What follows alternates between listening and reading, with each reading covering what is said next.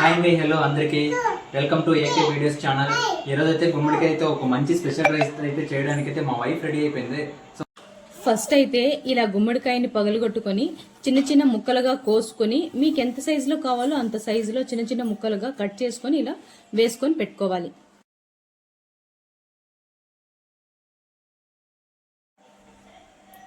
ఇలా చిన్న చిన్నగా ముక్కలుగా కట్ చేసుకుని ఒక గిన్నెలో వేసుకుని నీట్గా ఇలా వాటర్లో కడిగేసి పెట్టుకోవాలి.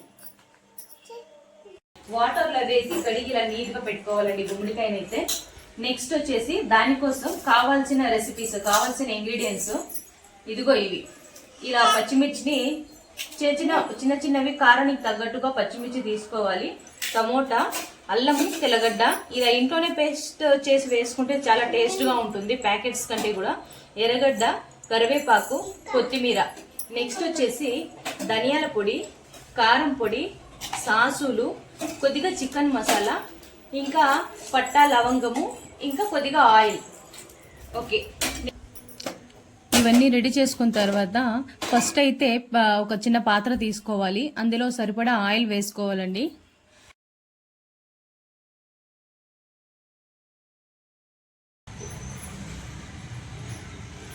ఆయిల్ కాస్త వేడెక్కిన తర్వాత కొద్దిగా పట్టా తీసుకోవాలి.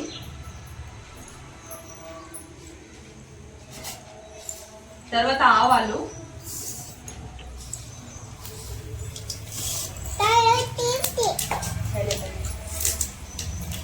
తర్వాత జీలకర్ర కొద్దిగా వేయాలి.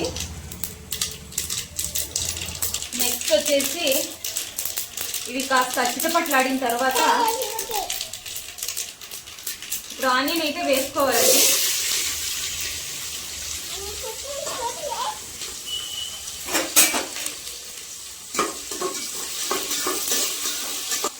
కరివేపాకు కూడా ఇప్పుడు వేసేసుకోవాలి.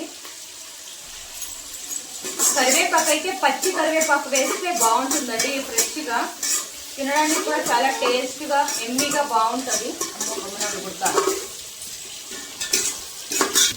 నెక్స్ట్ వచ్చేసి అల్లము, తెల్లగడ్డల పేస్ట్ వచ్చేసి వేయాలి.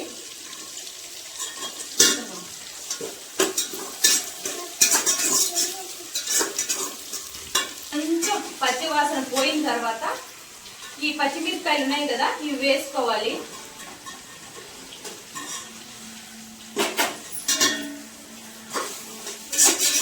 మా పాప కూడా చూడండి ఇప్పుడే వంట చేసేస్తుంది. వేసుకున్న అల్లం తెల్లగడ్డల పేస్ట్ని అయితే పచ్చివాసన పోయేంత వరకు అయితే వేయించుకోవాలండి. అలా వేయించుకున్న తర్వాత టమోటాను కూడా వేసుకునేసి కొంచెం మగ్గించుకోవాలి.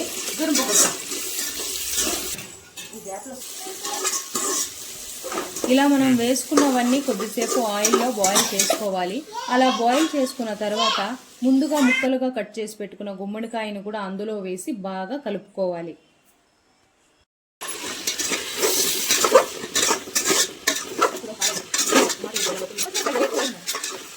ఇప్పుడైతే సాల్ట్ వేసేసుకున్నామండి. తగినంత వేసుకోవాలి సాల్ట్.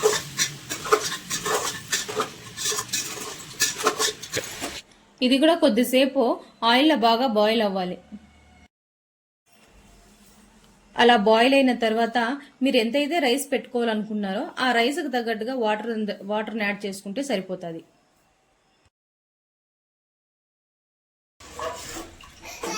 చూడండి కొద్దిగా వేసుకున్నాను. నెక్స్ట్ వచ్చేసి మసాలా, కొద్దిగా అయితే ధనియాల పొడి, కొద్దిగా అండి, ఒక హాఫ్ టీ స్పూన్. అలాగే చికెన్ మసాలా కొద్దిగా,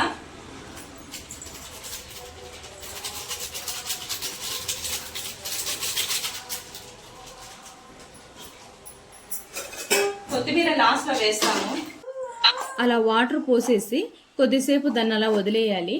నెక్స్ట్ వచ్చేసి మనం ఎంతైతే రైస్ తీసుకోవాలి అనుకుంటున్నామో అంత రైస్ తీసుకునేసి దాన్ని బాగా కడుక్కొనేసి కొద్దిసేపు నానబెట్టుకోవాలి.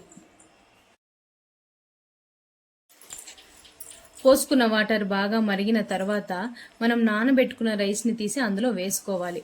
వేసుకున్న తర్వాత రెండింటిని బాగా మిక్స్ చేసుకోవాలి. మనం వేసుకున్న ఉప్పు కారం అన్నీ సరిపోయిందా లేదా అని ఒకసారి చెక్ చేసుకొని ఒకవేళ అలా సరిపోకపోతే ఇప్పుడు కూడా యాడ్ చేసుకోవచ్చు. ఇదిగోండి మనం ఎప్పుడెప్పుడా అని వెయిట్ చేస్తున్న గుమ్మడికాయ రైస్ అయితే రెడీ.